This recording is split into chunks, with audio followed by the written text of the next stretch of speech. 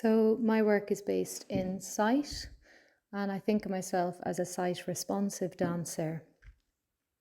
I made a conscious shift about 10 years ago to move out of studio based practice and stagecraft and to really open up a kind of wider repertory for developing movement and also, I guess, a slightly longer timeline. And I find working more and more in regards to outdoor, often rural environments, there's a kind of a time lapse that happens in the body where you are very overexposed sometimes to a range of stimulus, whether that's the topography, the smell, the temperature, or simply the kind of sight lines and the diversity of perspectives that we have working outdoors.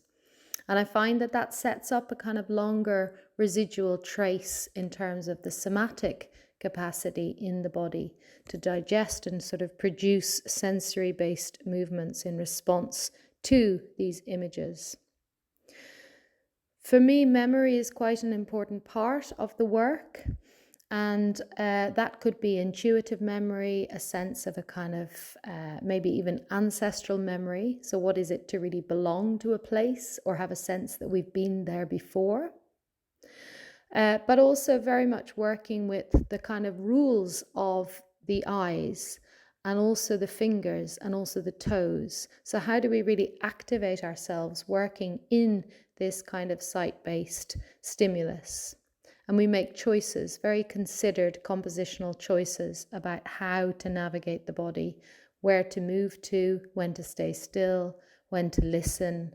So these are very clear choreographic directions that very much place themselves almost in a kind of palimpsest of choices as I work outdoors.